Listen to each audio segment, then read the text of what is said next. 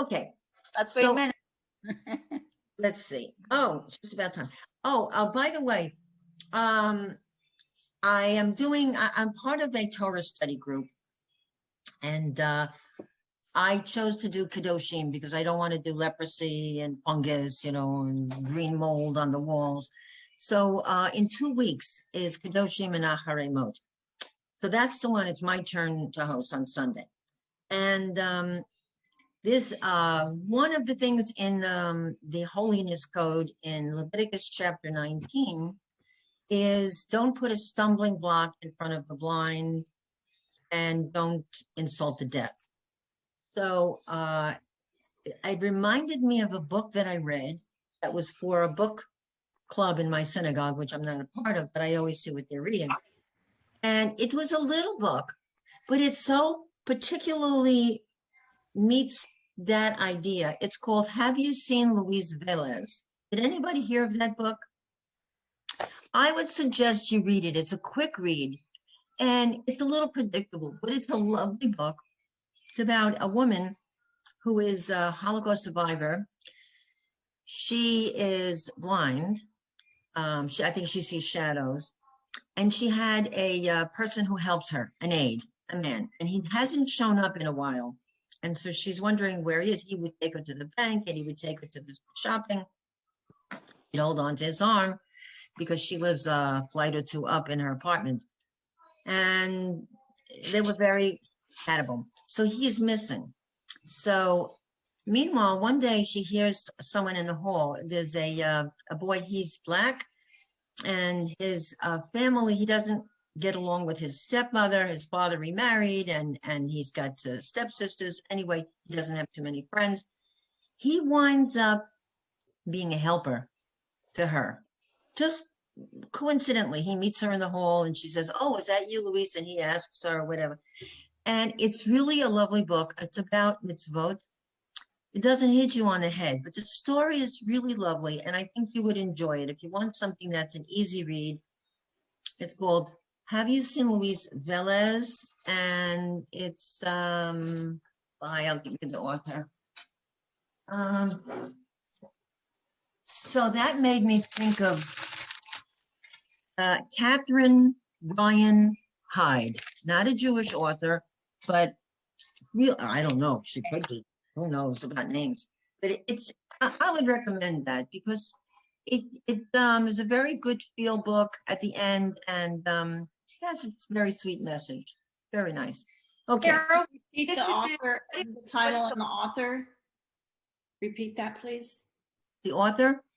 Both. Yeah, I'll say the author is Right. I just had it. But Catherine Ryan Hyde, Hyde, and it's called Have You Seen Luis Velez? Okay, thank you. Now, there was another book that I wrote to you about when I sent the note yesterday, and that book is also a small book, but it's intriguing. It's really interesting. Our cantor used to be the cantor up in Albany, and this was his rabbi when he was up there. He's now with us. And this rabbi, Rabbi Dan Ornstein, wrote a book called Cain versus Abel, a courtroom drama. And the structure of it is fascinating. He takes that story and he has them on the witness stand. And he has God on the witness stand, and Eve and Adam and Cain and Abel and famous Talmudic scholars. And they're all questioned. And it's just so interesting. And he has a lot of footnotes in the end. It's just a totally different presentation of the story. And it's fascinating. Now, here's something that you ladies might like to know. This fellow is really, this rabbi is a very sweet man, because I corresponded with him a little bit afterwards with some ideas that I had come to this book. He is not interested so much in doing a talk, which he did for our synagogue, and he made it interactive so that people could talk to him and have ideas about what he presented. He's not so much interested in getting a fee as he really isn't selling his book. So I don't think he charged us anything. And he had said that he would do a talk for Women's League, but I think they want things that are really more centered about women. But it was fascinating. He's very good. He's a good presenter. He's very interesting. And I think that he would probably do a talk for your synagogue if you would push his book. It's a little book. I got it out of the library, and I don't think he would charge. Now I can't vouch for that. I don't know what his current idea is, but it's a really interesting talk. I think it's about an hour, 45 minutes to an hour. So if you have a vehicle to do that and would like to invite him, you can. If you're interested, I'll give you his information, his email, Okay, but yeah. probably even Carol, do you online. know how to, do you know how to put things in the chat? Was Yes, that I lesson do. 2? You do? I do. If I could find where it is, I could do it. I'll have this open, so I have full screen. I got the participants open. I got Let's that open. say that. Oh, there's the chat. Oh, You can put things in the chat, and that way people, can copy it down. well, let me see. It said chat, but they lie. It chat. So where's the place to chat? I usually If find you that. click on it, it comes up on the right-hand side. Just says participants. I don't see any No, you don't chat. see the chat? Okay. Maybe I should Well, I think I'm gonna off maybe the do that. Just participants. open. Hold Oh, on. Susan's here too. Good. Hi. Hi. What if I click off the participants? Maybe I'll see the chat. No, Nope. you Whoops. should see No. it. I don't want to end the meeting for all. No, I think I better. Okay, on the top, Uh, you know what? We'll go with that. That'll be lesson 2. Lesson 2. Yeah, I usually can do the chat and ask questions, but I think it's because I'm open. I think it's because I okay, have. the anyway, full all screen. right.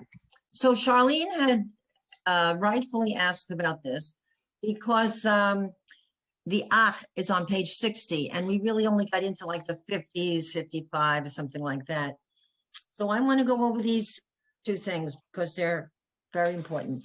Could I make one request before we start the class? Sure.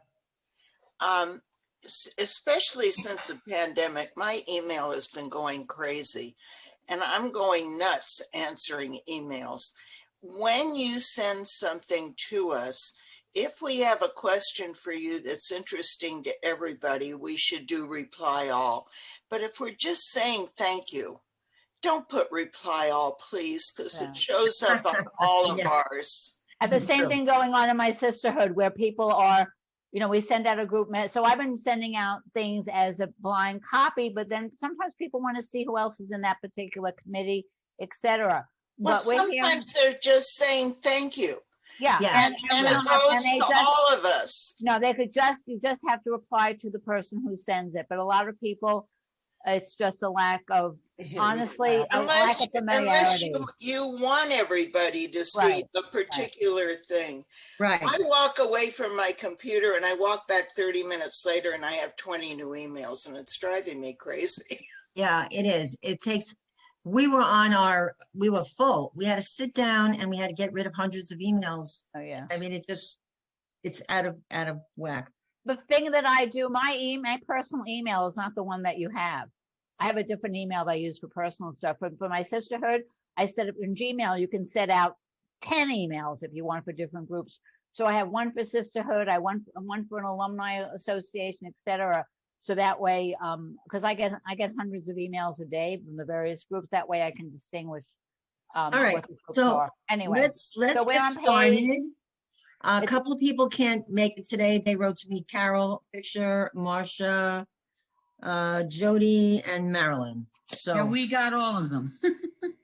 okay. Talking about. So look at page 41. So the chet. So you know that in Hebrew there are certain letters. The sound is represented by 2 letters. So we have 3 silent letters. We have the ayin, the aleph, and the hey at the end.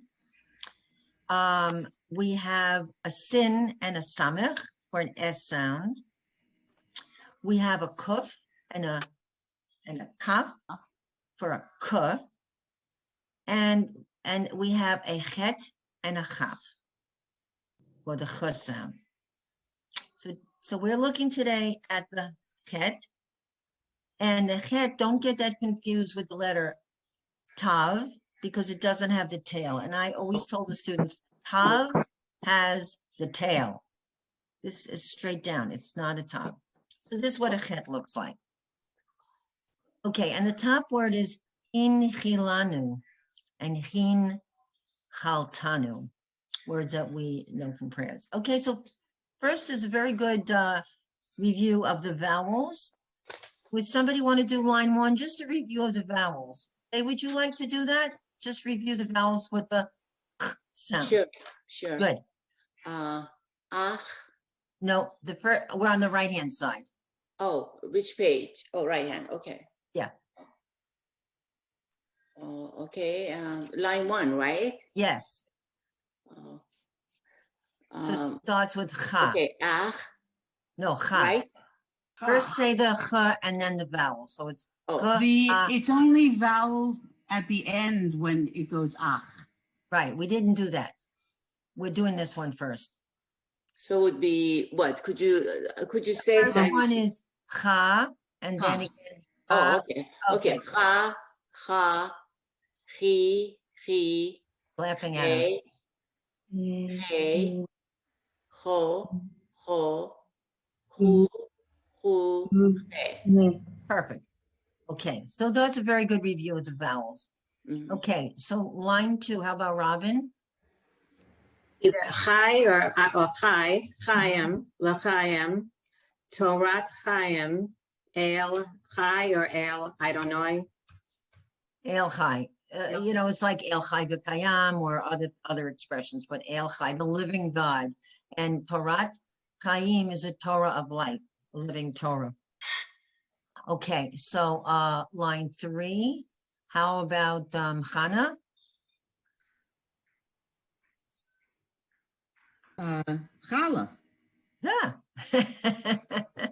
lechem, Ah,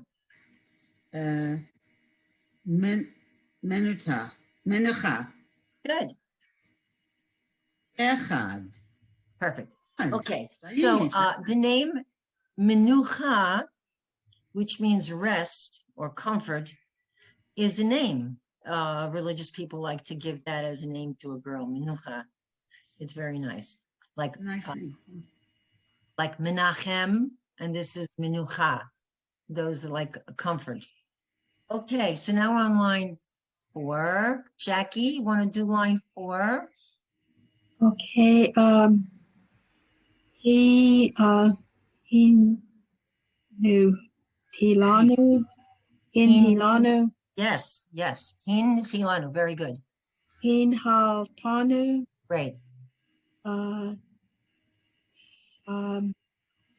Hila, Te, Hila, tehila, tehila. Hila, Bahar, Ta, Good. Bahar tabanu mikol ha'amim, who chose us, we're the chosen ones. Now, the word tehila with a chet means praise, like from hallelujah. But tehila, tehillim are prayers. They're psalms. Tehila, praise. Okay, line 5. Susan?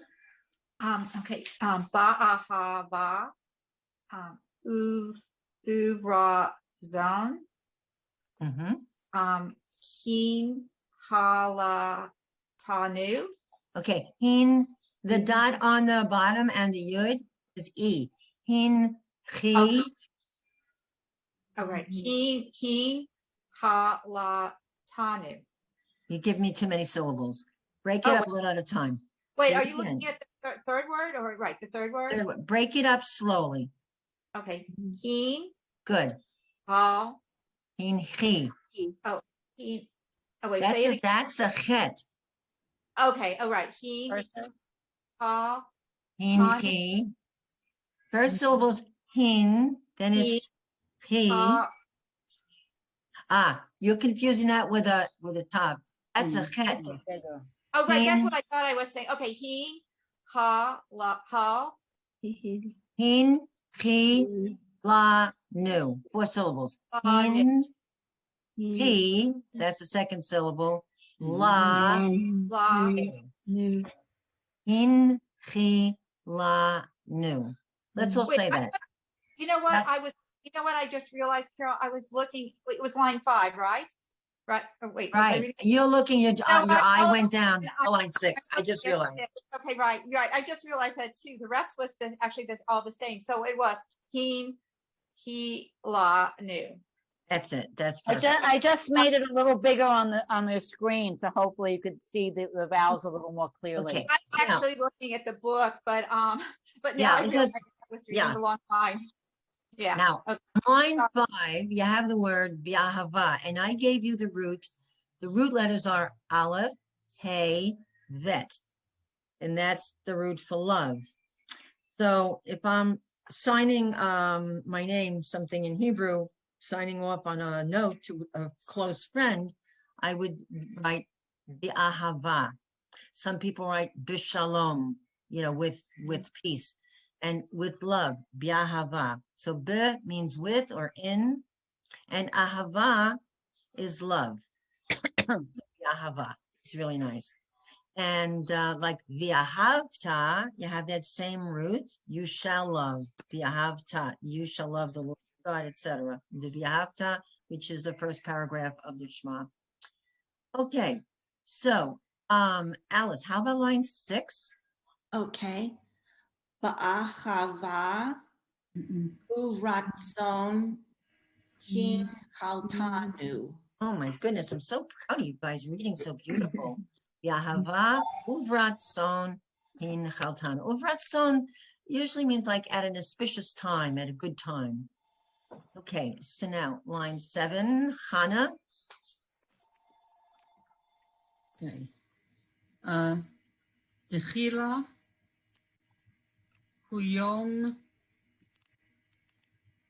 Techila, Mhm. Yom, Techila, Lemikra e Kodesh. Excellent, excellent, really nice. Okay, 8. Sue Grossman, line 8. Okay. Let's see. I have to make it a little bigger.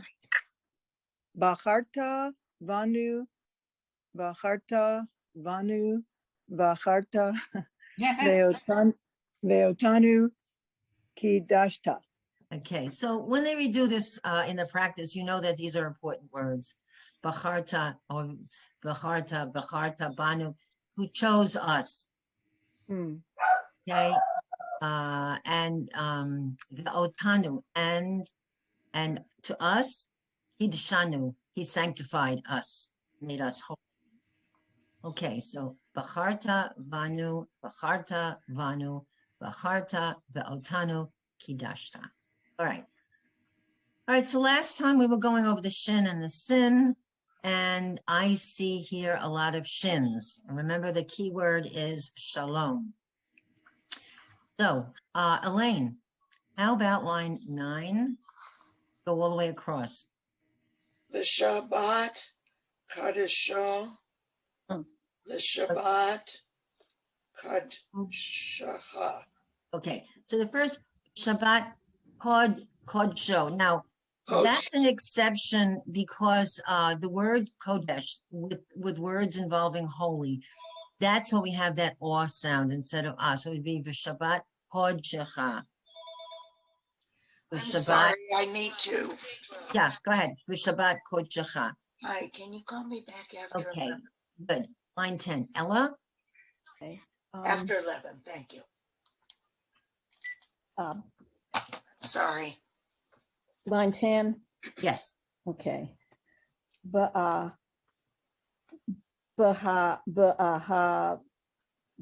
Bahava, Yes. Uvratzon, Good. Bahava, Uvratzon. Yeah, how about that song?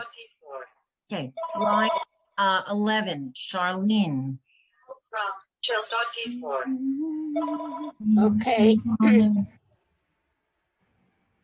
He not toe No. Okay, Ina, so oh, take it very slowly with syllables. So you have hin, first syllable. Take the next letter and vowel. Dancing partners. it's he, Right, chi, hin, chi. Lanu. Exactly. Hin, chi, lanu. When I'm studying words, especially when I'm reading the prophets in the Haftorah, like Isaiah, and they have these long words that we don't use every day. They're words that don't appear even in the Torah. They're very fancy because it's a lot of poetry. Sometimes I look at it and I actually with a pencil, I mark the syllables. It's a big long word. And when I'm up there reading and chanting the Torah, then I know I can read it syllables. Otherwise, sometimes my eye looks at the whole thing if it's an unfamiliar word, and I might just get derailed on that word. So that's what I do. I actually make lines and I break it down. Then I'm fine. So it's in, chi, la, nu. In, chi, la, nu. Perfect. Oh, I have a question about the footnote, the double two stars. It says when the yud follows a kamatz or a patak at the end of a word, it's pronounced I as in chai or pie. I thought it was wherever it was in the word. If you have a patak or a kamatz with a yud, it becomes a diphthong and is pronounced I. Excuse me, not just at the end of the word. It probably is, but I think they're looking at ends of words here, like the ah. Oh, okay. Okay. Sorry. So what's the second word, Charlene? That was perfect. In chilanu. What's the next one? Hin, talatani. Okay, there's where you see that third letter. You have a hey, a nun. That's the chet that you don't like. Yeah, that's the head I don't like. That's like me with the Hin, sharing. Tovs have toes. Yep, I said the tav has a You have a tail. I say a toe. toes or tail. Yeah, Do it it has a again. toe. Do it again. That's the chet. You know, on Yom Kippur, this al chet, whatever, for the sin of this, that's chet, chet. Okay, this is your chet. Do it again, that's one. Go ahead, Sean. Hin, kalatanu. Okay, so we come to the end of a syllable, which is a stop. So it's hin, hal, tanu. Okay. Hin, halanu. Nope. Hin, hal, Tanu. tanu. Hin, hal, tanu. Okay. All right. So the very bottom of that page. Yeah, good. So this is what they say about the kamatz and the yud at the end of a word. So derachai, derachai. The next is yishai, like David ben Yishai. Mitzvot, and there is that unusual example where the vav has a dot. The vav is the letter, and its dancing partner is just the cholom, the dot. So it's mitzvot tai, and then it's mitzvot tai again. Okay, so now the other thing, which is we didn't have time to do this.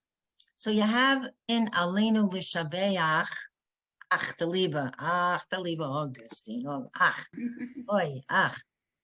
So I can only say it's like a ach pui. So at the end of certain words, you're going to see the chet, and you're going to see a patach underneath it, the straight line across that vowel. Now that vowel is pronounced ah. One would think that you would say cha, but you don't. In this case, you say the vowel first, and then you say the consonant. So it's ach. It's never cha, like lishabeach or sameach, chag sameach. You don't say hag samecha, hag sameach, because the ending looks like this. It ends in a chet and a patach. So they show you next to it, ach, as though you had an aleph, which is silent, and you would pronounce the vowel under it, ah, and the word would end in a chet. ach. All right.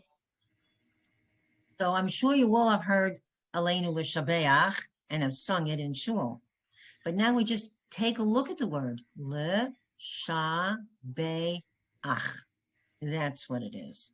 And it means to praise. Aleinu. It is for us to praise. Aleinu L'Shabeach.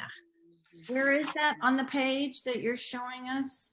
Line 2 Of, on the left. Okay, well, It's page 60, page it's 60. page 60. It's the Line title 2, first phrase. word. Okay, you it's had moved pages. so 60? that's why they're presenting this, because that's used in Aleinu. They want to make sure that you can pronounce that correctly. So it's L'Shabeach, to praise. Okay.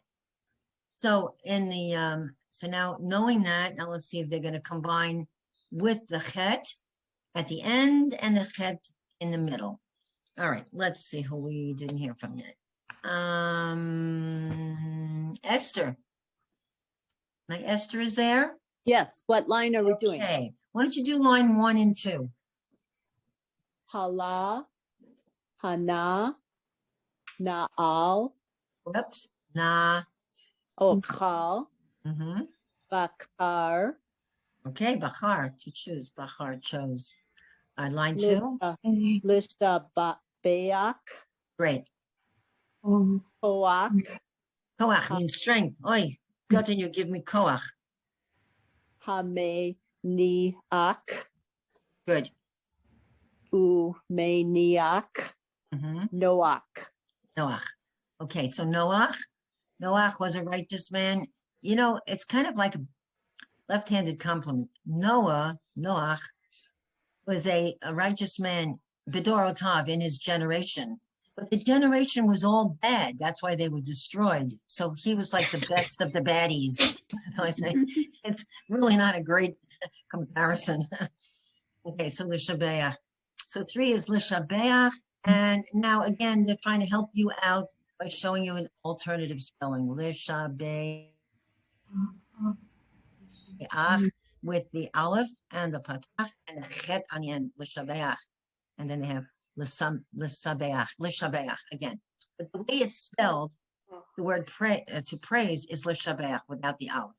But they were just giving you that as a little helper. Okay. All right. Let's see. Have I heard from Robin? How about line 6? Umeniach, Umeniach, Umeniach. Good. I know you know that word now. Charlene, line 7. Okay. What does it mean?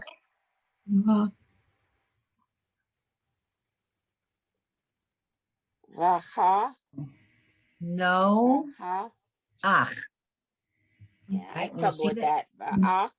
Okay, because you have the chet, that's a special ending. The chet with under it. You say no, and then you go to the vowel first, and then the chet. No ach. Okay, and I never got that far. they're showing you an alternate way. Noach. But Noach in the Bible, it's spelled the first way with the nun and the chet. There's no aleph in Noach's name. Okay? Okay, Alice. Line 8. Aleinu L'Shabeach. Perfect. Sue, line 9.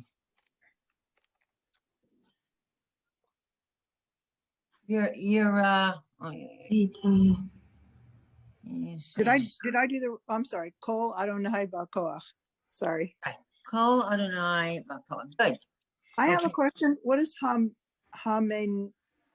Wait a minute. I Line don't remember how many. I Oh. really don't remember. I could look Okay. it up. It's not like a common word. Okay. Kol. Okay, so last time we talked about that hay with the line, and that little line next to the hay is a slash mark. It is not a vowel. If you were not here last week, not a vowel, and that is the abbreviation Hashem, the name. If I were writing God's name on the blackboard in Hebrew, I would put a hey and then a slash mark next to it, and it stands for Hashem, which means the name. Okay, and when people are practicing with a class and they're very religious, they'll use Hashem instead of saying Adonai, because you're not actually in prayer. Okay, Kol, when we are praying, we would say Kol Adonai Bakoach, but they would say Kol Hashem Bakoach. They don't want to use God's name in vain. They don't want to use it too much. Okay. Line 10. Helene. I was Sylvia. waiting. I thought you forgot about me. No. Hameneach, Hameneach, Mhm. Le'amo. That was too short. Do 11 too. Yeah, I figured. Umeniach, Bikrusha. Bikrusha. Excellent. All right. Charlene, line 12. I'm going to learn how to share documents, Charlene, and you're going to learn how to recognize the letter chet. That's our bargain. Thanks. Lishabat. What's the two dots sound like under? Oh, it's an A sound. Correct. Lishabet. Ha. Ach. Ha. Ach. You want to laugh. You want to go ha, ha, ha. Yeah, it just Ach. doesn't work. No, it's okay. Le, sha, Cha. be, Be. ach. Ha. Ach. Okay, when you see that combination, you're always going to say the vowel first. Ach, ach. Okay, what's the next? Ach, l'shabei ach. Okay, what's the next word, Charlene? Come on, we'll do this. Okay. Viach. That's a kaf. Oh, Kuf. And an O. Oh, So that's a kuf. Koach. Yeah, koach. And in Yiddish they say koyach. Oy, dachman. Koyach. Okay. Koyach. No Koyach kayak dachman left. I have no kayak left at the end of the session. Koyach. All right, koach. It's almost the same thing, koach. Okay. 2 for 2, Charlene. Let's go 3 for 3. What's the next word? Okay. Divide it up slowly. Ha. Correct? May. Correct.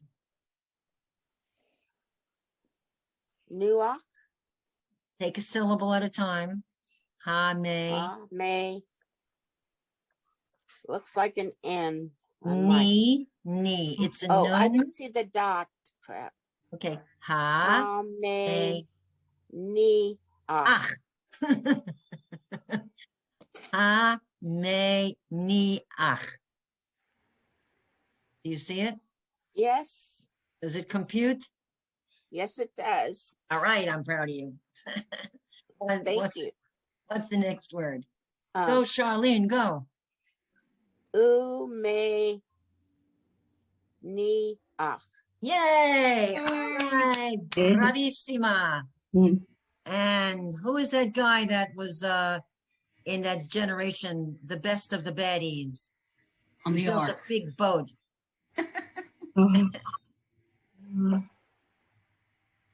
That first letter is a nun, Charlene. Oh, I Is it- thought you were waiting for an answer on your. No, Nuach. no. Noach. Yeah, Noach haya ish tzaddik b'dorotav. In his generation, he was known as a tzaddik. But again, he was a pretty crummy generation, but them weren't being destroyed with a flood. Okay, and again it says, ach, when it comes at the end of a word, is pronounced like ach in German, ach, the Liebe. Okay, we finished with this. Let's do the kaf. All right. And anytime you have a prayer or a letter that's really giving you trouble, whether it's washing hands or anything else, we'll go over it. This is your class. The pace is yours, and you know, we need to review what you need to review, right? Any questions? I mean, I was the biggest nudnik in classes. Anybody have questions? Yes, I have all the questions. Okay, Carol, this is Susan. I actually have a question because yesterday I went looking for recordings from recent ones and I didn't see anything for April, either in the Women's League site or on YouTube. Do you know if they're going to be putting them back up? I'm going to look. If I can't find it, I'm gonna make myself a note, look for recordings. I will ask Julia what's going on. Because I only saw for mid-March was the latest that I saw in either site, so. All right, I will ask her, but I'll send her an email today. Look for the Thank you. recording. I'll ask Julia. Okay. All right, so now we have a buddy with a kav. This is kav. Remember I said that a kuf is another sound for K.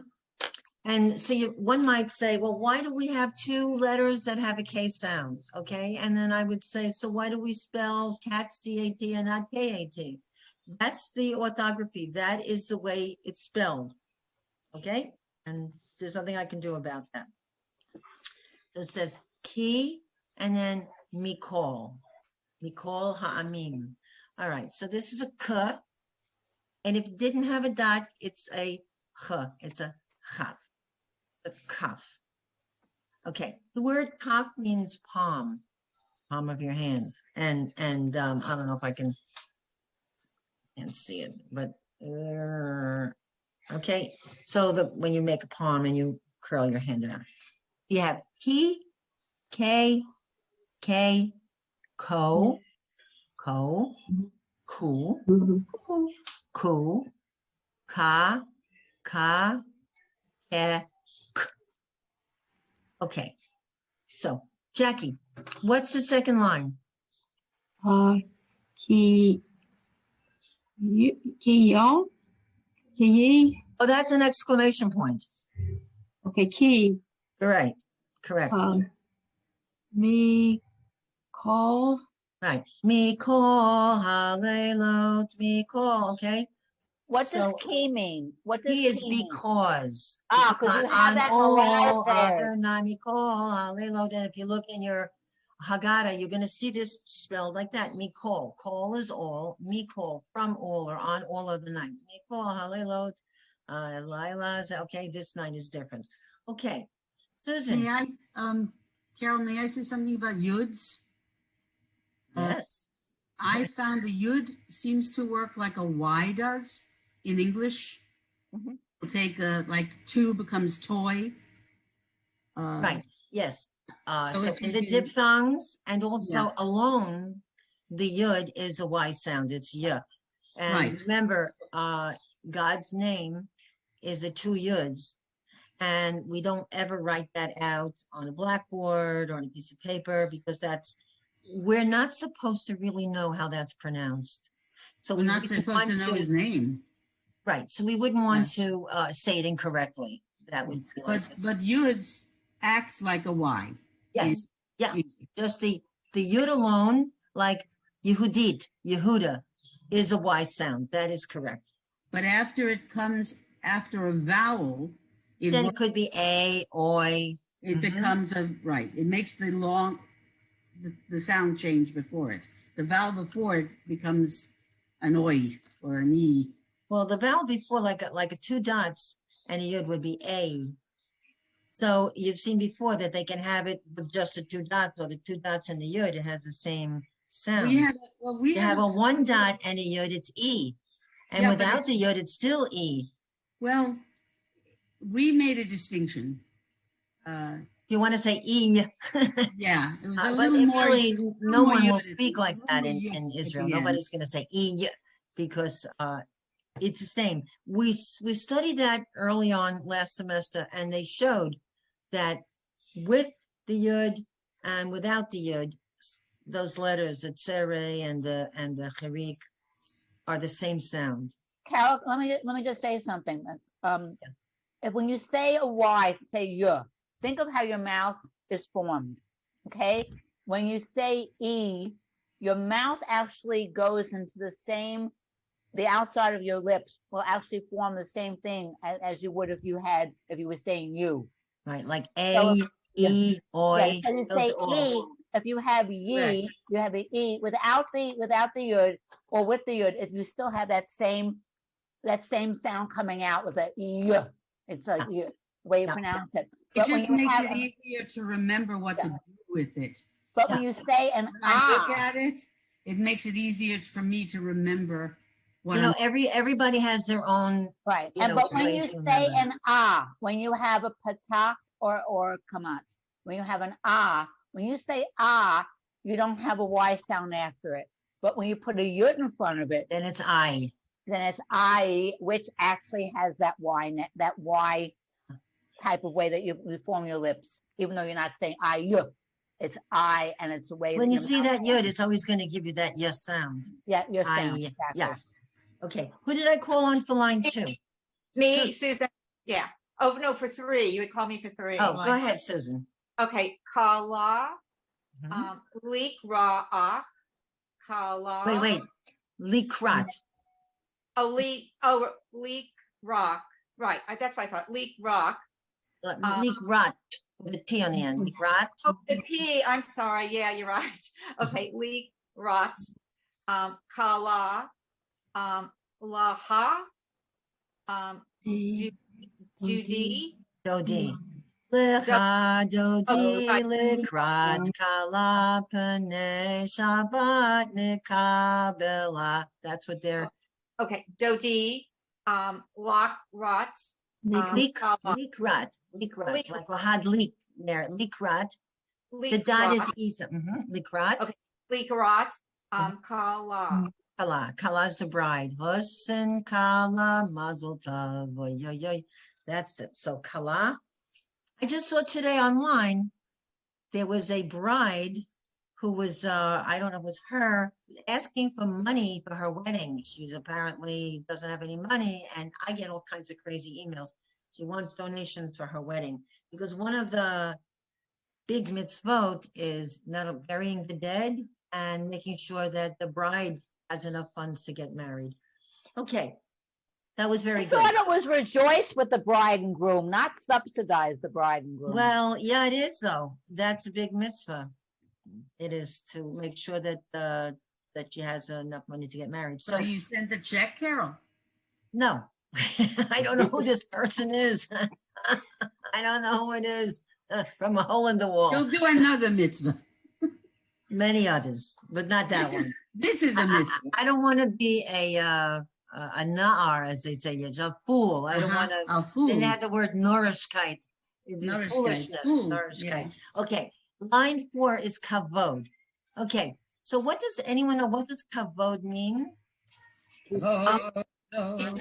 Respect. Yeah, like when you say to somebody, call out kavod. If somebody does something in a synagogue, a nice speech, or they do a beautiful learning or reading, and you say to them when they come back to their seat, you shake their hand, you say, kol hakavod, all honor to you. Okay, all respect. Kavod is honor. Okay, so let's see. Alice, line 5. Okay. Kavod. Kavod. Malchuto. Kavod malchuto, very good. Okay, line 6. Okay, Oh, did you call me? I did. Yeah, okay. Kamocha, mi kamocha. Mi kamocha, you know, and those in the know, it's so funny when we're doing mi kamocha, and then all of a sudden, some people will start to stand because right after that, you're supposed to stand up. So we're Yisrael, Kuma, get up. Kuma Yisrael. Okay, so those who know will stand up right 2 lines after that. Okay, so mi kamocha. Okay, so does anyone know what mi kamocha means? So in the time of the Maccabees, they had this mi kamocha ba'elim Adonai. Who is like you? Mi means who. Ka, like, kamocha. Who is like you, God, amongst the gods? Mi kamocha ba'elim Adonai. Okay, line 7. Elaine. Me? Hanukkah. Oh. Was that right? Hanukkah. Hanukkah, right. Hanukkah. You know Oh, what? Does Hanukkah. anyone know where the word Hanukkah comes from? It's interesting. Anyone know what Hanukkah stands for? Hanu means they dedicate. Dedication, no? And on the Kaf Hey Day on the 25th, they dedicated on the 25th. So that's the date of Hanukkah, the 25th. Dedicated on the 25th. Okay. Hanukkah. Okay, keep going. What's the relationship on the 25th? That's when they dedicated the temple in Hanukkah. The temple. Not the 25th of December. No, on the The Hebrew calendar. 25th of the Hebrew month. Kislev.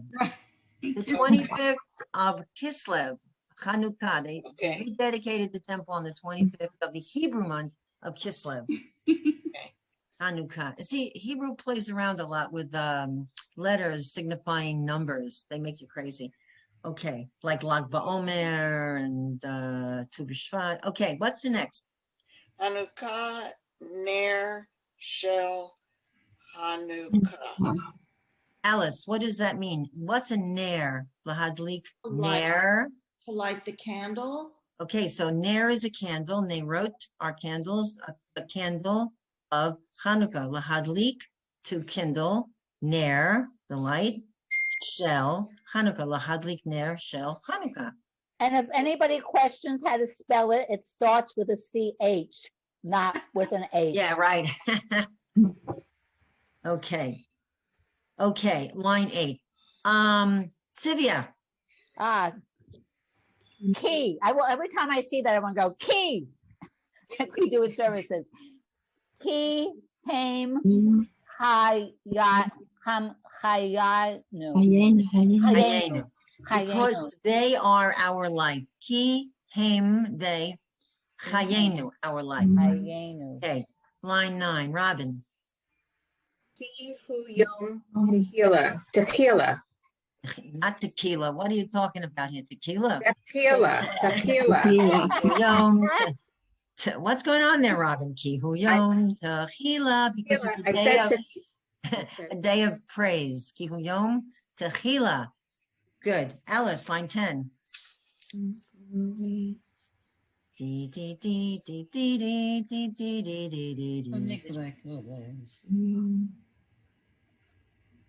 Okay.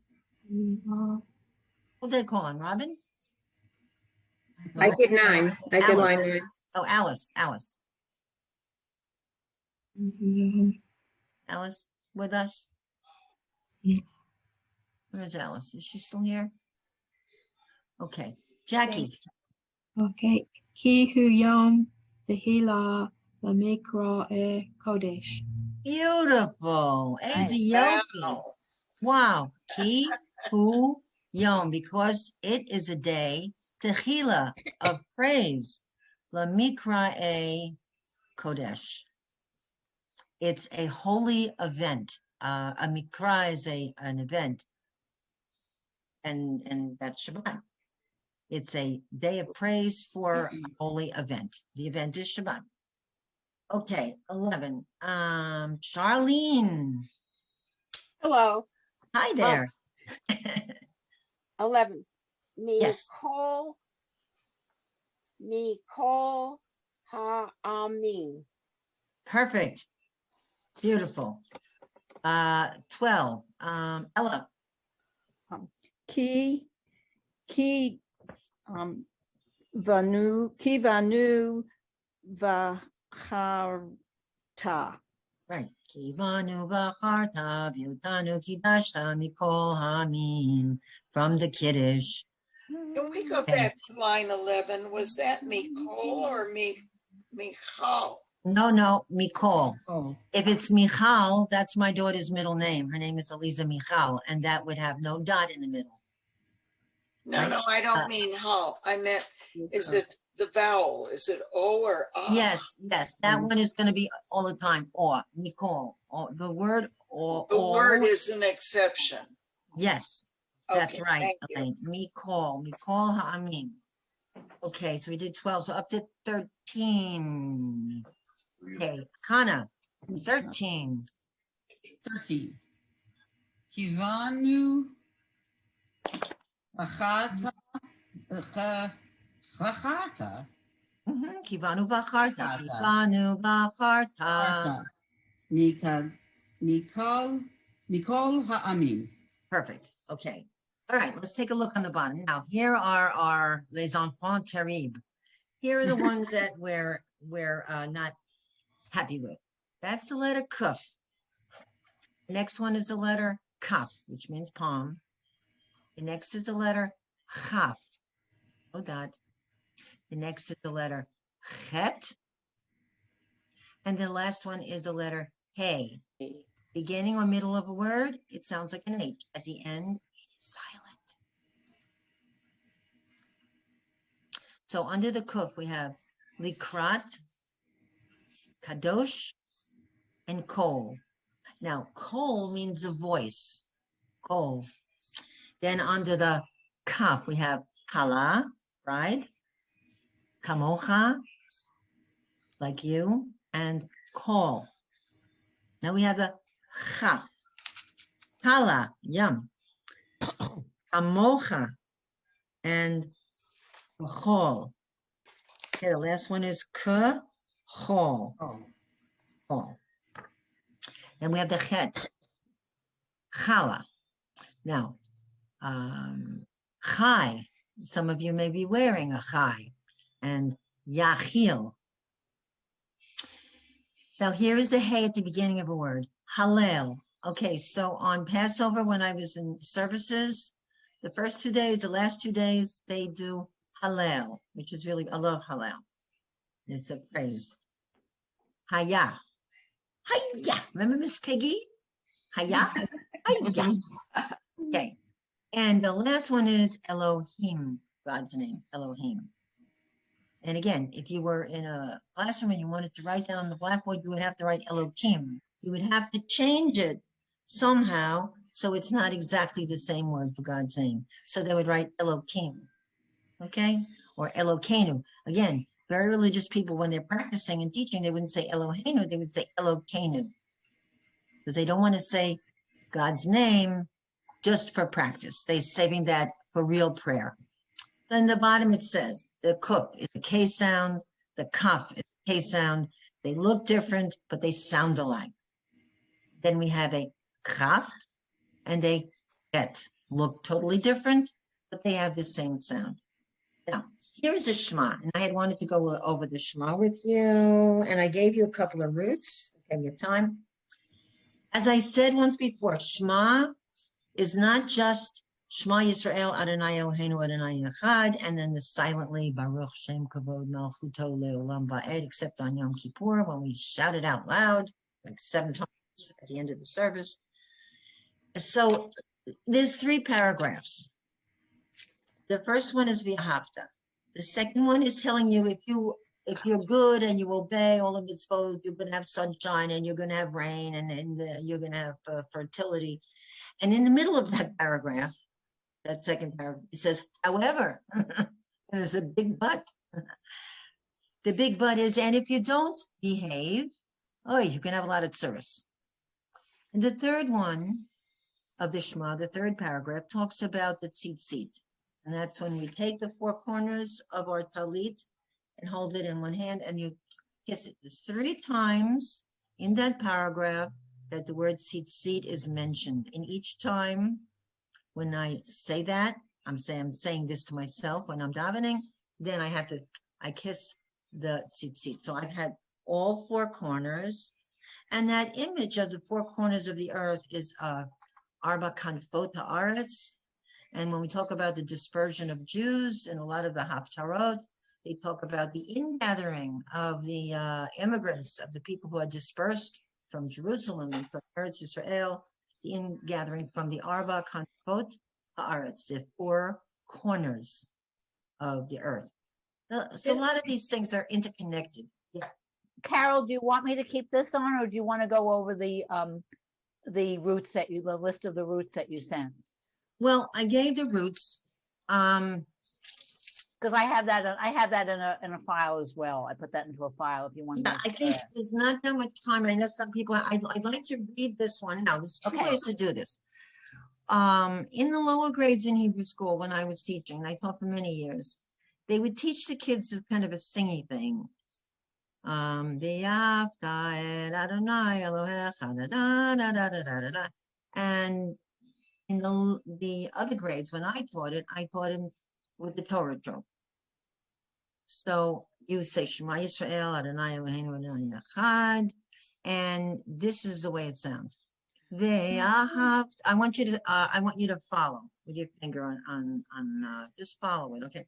Ve'ahavta et Adonai Elohecha b'chol levavecha u'b'chol nafshecha u'b'chol me'odecha ve'hayu advarim ha'ele Asher Anochi Mitzavecha Hayom Al Levavecha Vishinantam Levanecha V'dibarta bam B'shivtecha B'veitecha Uvlechtecha V'derech Uv'shochbecha Uv'kumecha Ukshartam le'od al yadecha v'hayu letotafot bein einecha uchtavtam al mezuzot beitecha uvitarecha.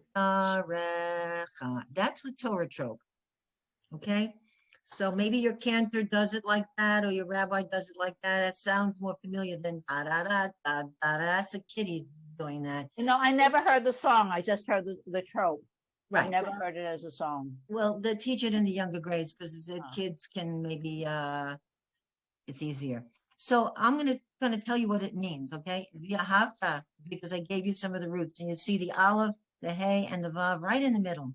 You shall love. It's said as a command, and a question always is, how can you command somebody to love someone? But it says, you shall love. Love, it's a command. You shall love. You don't translate the word et, it just shows that the next word is a direct object. You shall love the Lord your God, Elohecha, with all your heart. Bechol, with all, levavcha. Lev is your heart, your lev, with all your lev, with all your heart. Uvechol, and with all your nefesh, your soul. Uvechol, and all, next line, me'odecha, your strength, your might. V'hayu, and will be hadivarim, the things, ha'ela, these things, and these things will be asher, that, anochi, I, mitzavcha, I command you, hayom, today, and these things shall be for you as I command you today. Al levavecha, on your heart. These things you should take to heart. To love, what are you taking to heart? Love God with all your strength, with all your heart, with all your might. That's the three things. You should take that and keep that in your heart.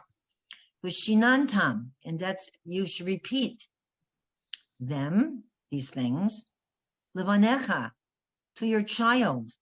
And there we take it as boy, child, girl, child, to your child. Vidibarta, from daber, and you shall speak about them. B'shivtecha, in your while you're in your house, sitting. B'shivtecha, Shev is said. While you're sitting, b'veitecha, in your house. Uvelechtecha, lech, and going. Baderech, on your way. So inside, and when you're outside. Uv'shochbecha, and when you go to sleep. Shachev. Uv'kumecha, and when you get up. Ukashartam, here's the part about the fill-in. Asher means to tie or to bind. You shall tie them. Tie what? Tie the words. the words of the words of Shema, you shall tie them about Shema Yisrael Adonai Eloheinu Adonai Echad, leot, as a sign, on yadecha, on your arm. We're talking about tefillin here. Lahayu, and they shall be letotafot, as a symbol. Vein einecha, between your eyes. You've got two boxes. One you attach with a strap right between your eyes on your forehead. Second one is very long. You wrap it around on your bicep, and then the rest of the strap you put on your third finger, and you wrap it around 3 times. So you should actually physically tie these straps on as a reminder. This is a very tangible thing. This is not theoretical. This is tie the words of Shema on your arm. Tam laot al yadecha v'hayu. It should be latotafot, as a sign, bein einecha, between your eyes. Uchtavtam, and write them, kotev, al mezuzot, on your mezuzahs, betecha, of your house, visharecha, because people used to have a gate. So, and your gates. So if you have a perimeter, if you have a gate, you can put it, they used to put it on the gate. We put it on the lintel, we put it on the upper third of our door. That's where you put your mezuzah. So it's very graphic. I mean, Jewish people are, tachlis, this is real stuff. It's not a mythical tying. You see men in the synagogue when they come in to daven in the morning minyan, they put the tefillin on. I have old tefillin. They're really not kosher. I'm going to treat myself, I think, for Hanukkah and buy myself a pair of real tefillin. It's several $100s. It's an investment. The question is, I am left-handed. I used to teach, you're supposed to put it on the opposite arm of your strong arm. I used to teach the 7th grade boys how to put on tefillin in my Zion class.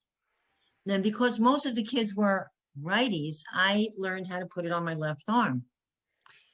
If I buy tefillin and I'm left-handed, I should be putting them on my right arm. But I'm so used to putting, I just can do that very quickly. I could put on my left arm. So I'll have to talk to the rabbi about what I should do. I thought it was supposed to be by the heart, which would be the opposite arm. The righties put it on the left, maybe because most people most people are right-handed, they put it on the left. What did they do in ancient times? People who were left-handed were considered not so normal. Maybe they made them put it on. It's like my dad went to school and they made him write with his right hand. Yeah, my husband's is a lefty too, so I thought if he ever put on tefillin, if he ever he always did it. Nobody ever suggested the opposite. It was supposed to be by the heart, I'm telling you, there's nowadays they say put it on your opposite arm from your dominant hand. So I'm going to ask the rabbi what I should do. Okay, so here I come. It's always a different things in every generation. Now lefties wear recognized as human beings, and not as dolts. I love mine. I love my lefty. Okay, do we have time? Just a few minutes. Let's go over repeat after me. I'll say it, and then you guys say it. Okay, here we go. V'ahavta et Adonai Elohecha b'chol levavcha ובכל נפשך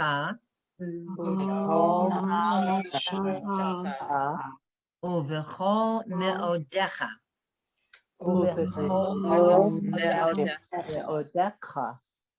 והיו הדברים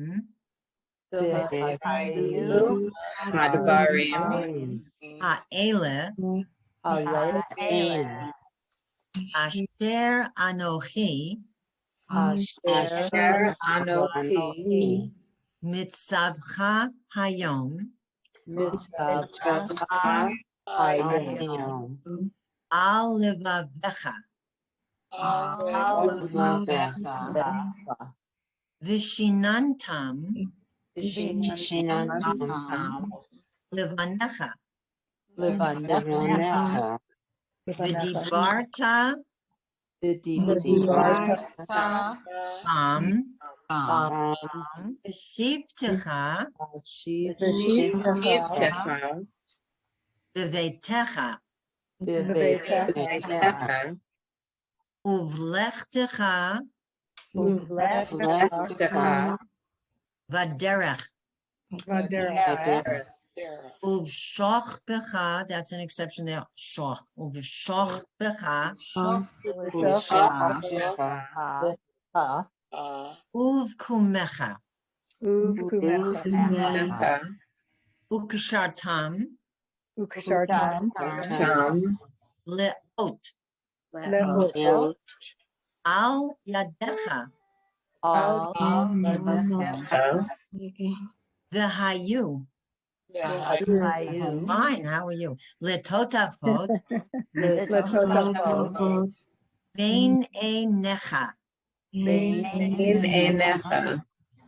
uchtavtam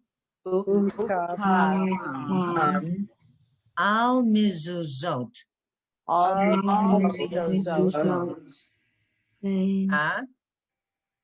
Beitecha. Uvisharecha.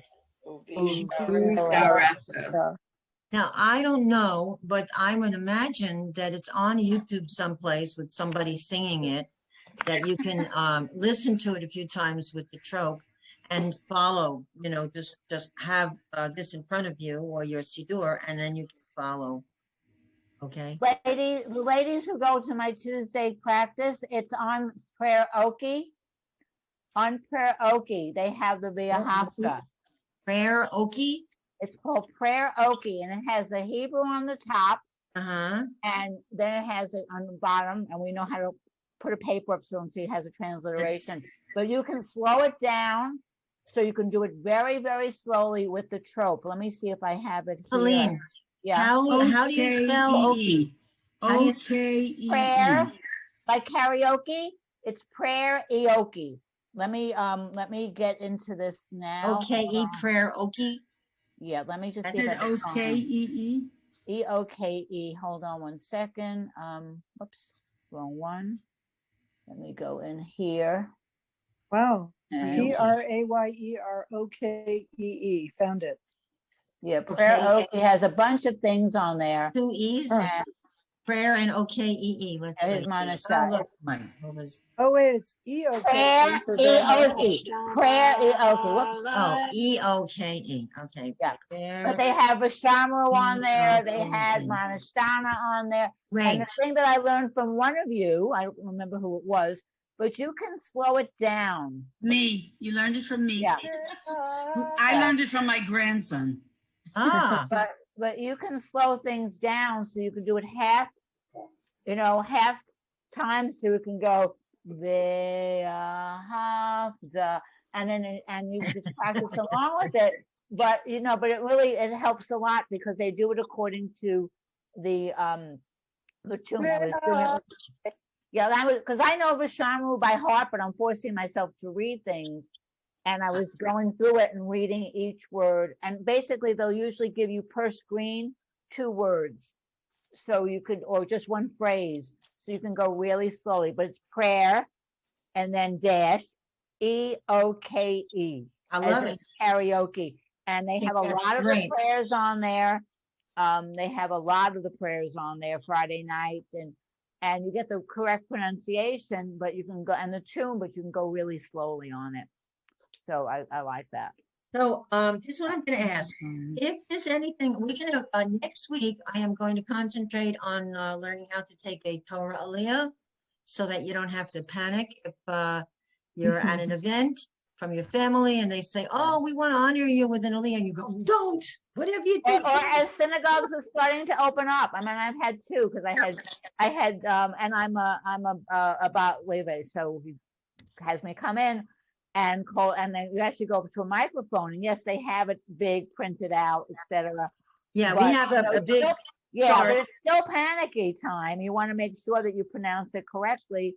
And, you know, it's something, no matter how many times you do it, you want to make sure that you do it correctly. So I've done it. And what I do is I print it out in big letters and bring it with me when I go to show.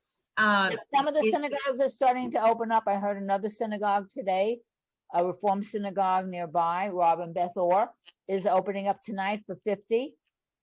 And Our synagogue is opening up to, I think, 40. I was there last Sunday, and there were about 20 some odd people. But so synagogues are starting. You know, our weather is so nice that they have services outside in the park. Oh, wow, that's nice. Beautiful under the stars. Carol, I do want to tell you that I see myself improving with this class, and I'm very pleased. Thank you very much for doing this. Yeah, this has been wonderful. It's such a joy to see all of you, you know, really reading and really grappling with the letters and really pushing yourselves. It's just, as a teacher, it's amazing. You make it so clear. It really helps. Thank you. You're welcome. And for those of you who want, I'm going to continue my Tuesdays again. I do it for me. I think that's tremendous. I do it for me, you know, and I think it started out when Robin, I think you might have missed a class or something, but we're developing relationships and friendships and definitely. And we're practicing together, and you know, we're stumbling where we all stumble, but I call it, you know, it's like kind of like remedial math or something, but we help each other. But Cal, I've been talking about you to my synagogue, other people in my synagogue, because I personally believe if more people learned Hebrew, they would be less reluctant to join a conservative synagogue. You know, also, to me, it's very important to understand some of the key concepts. Yeah, I don't want to be, because what am I saying? I'm praying, what am I saying? Exactly. If I was just, I know somebody who does very good. She knows Tob, she studies Tob, but she doesn't really understand everything or most of what she's reading there. And this is not reading, this is praying.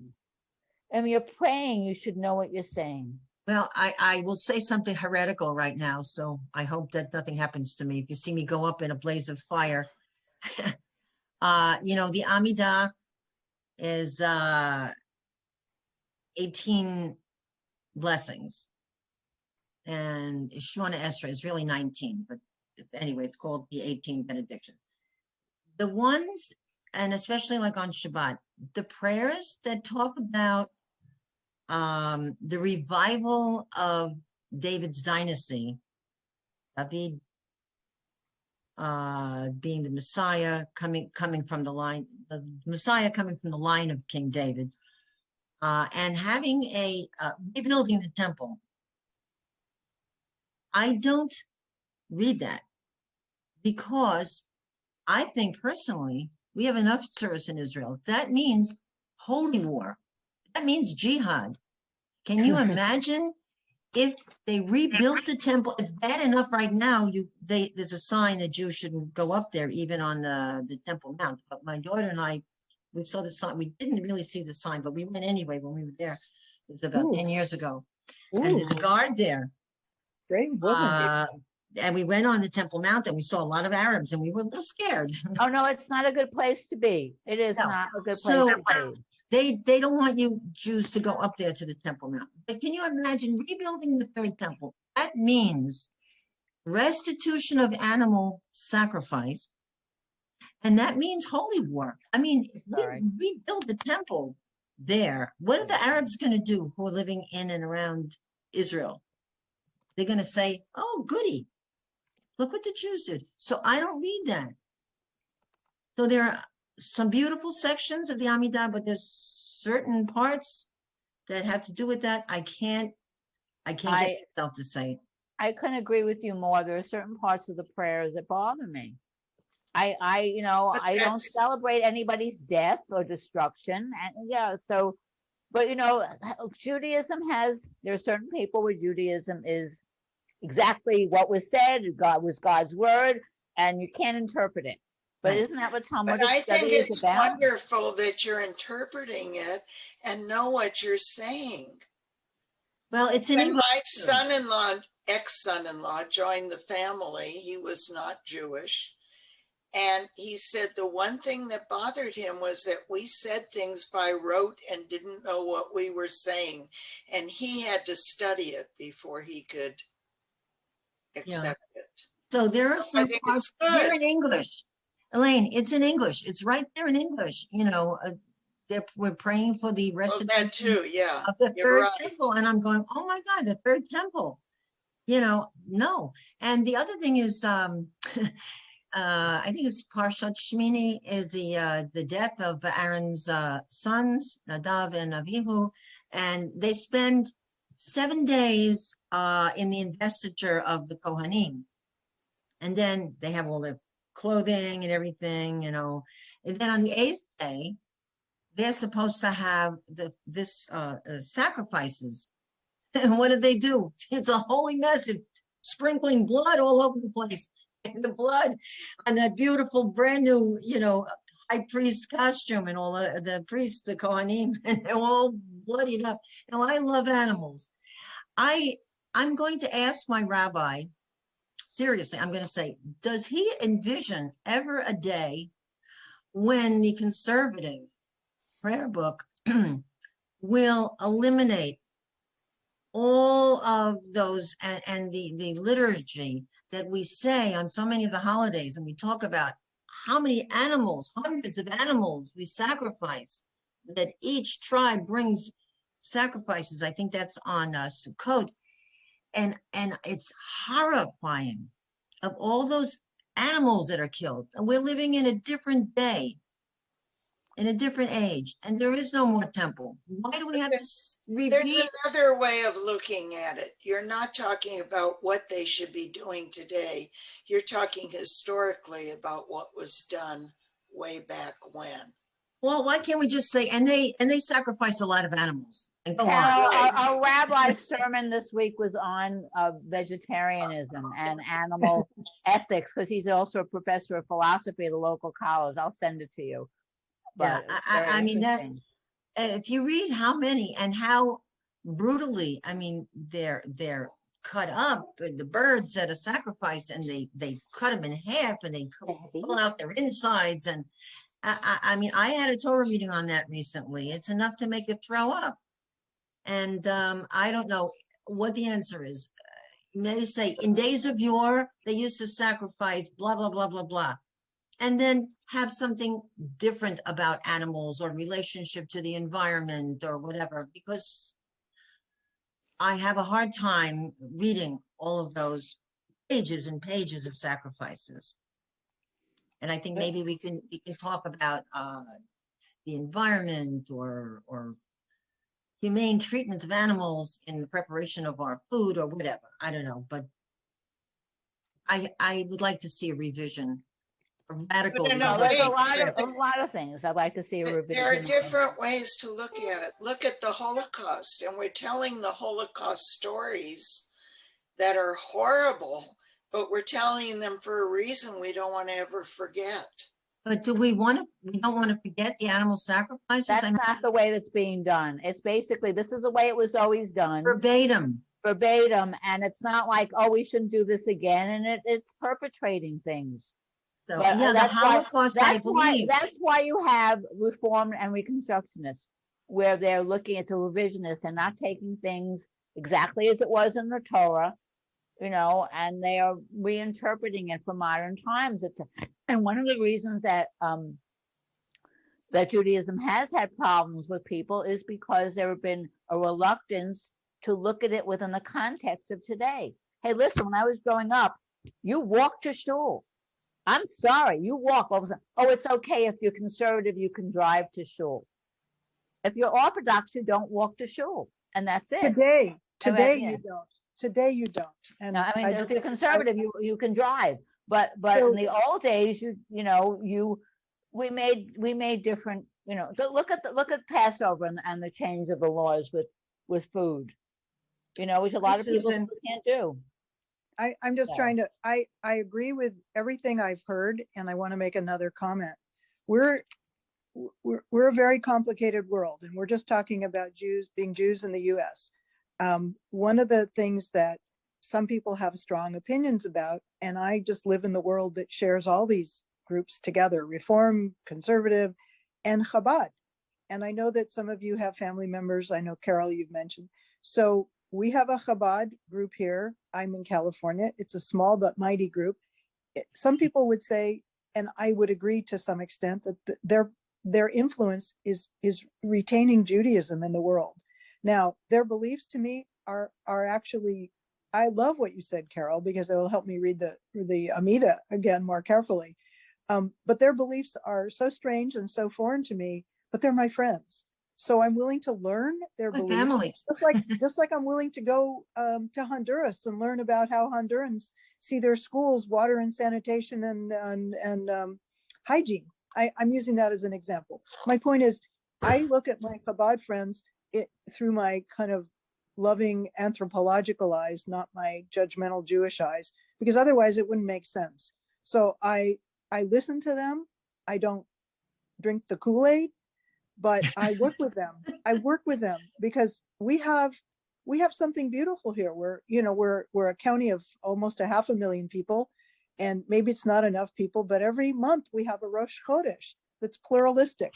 And where are you in California? And you're welcome to join us Sunday. I'm in I live 37 miles northeast of San Francisco. I'm in a town called Benicia, but the point is that we're in Solano County, which is not well known, but we're next door to Napa, and we're down the road from Sacramento, and we're up the road from San Francisco.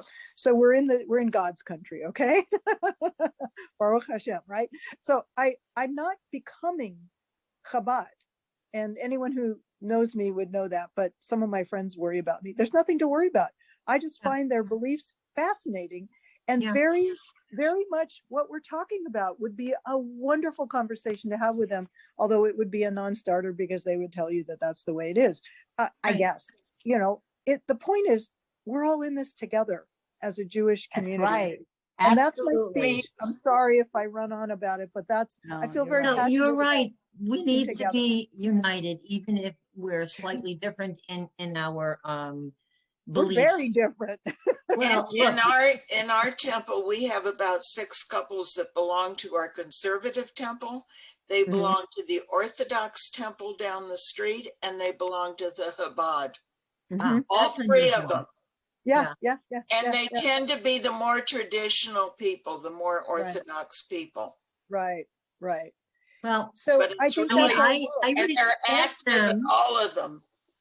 I respect them. My son-in-law is Chabad. My daughter is Chabad. I have 5 Chabad grandchildren now, and I respect them 100%. I don't always agree with them. When I go there, exactly. I've gone there for Passover Seder's. We're up until 3 a.m. We start eating like about 2 o'clock. And my head is like just about falling into the soup. So I don't love my son-in-law. No, they don't have soup. They don't eat it. They don't put They have matzo balls in soup, but chicken no soup. matzo balls. Exactly. He and I makes found out chicken why this balls. year. Did you ever see chicken balls? Never look at a chicken? No. And anyway, I will not wear my kippah there, although I feel very strange. So one year I had a little doily I put on. Another year I put on some other thing. I put on a beret because it's a service. It's a Passover. Right. But and I wear long dresses and long sleeves. So I'm not going to upset him, and I'm not going to challenge him. Right. That's his children, my grandchildren, and he's a father, and they should respect, honor, and love their father and their mother. So I don't butt in. Well, the Chabad rabbi here said there's no such thing as Reform Jews or conservative. We're all Jews. There's a Reform synagogue. That's a place, but it's not, but it's discredited. Well, they don't discredit it here anymore. They're trying to unite everybody. So he's not discrediting it. No, what I heard you say was he said we're all Jews, which is, I agree with that. Yeah, He we said have to there's be. no Who else is conservative going to or be for reform. us? And they don't Something separate them. just occurred to me. About twice a year, we have an interdenominational service with the Catholics and the Muslim and the, I think it's the Presbyterian. There are about 5 different ones. And we take turns going to each person's place of worship.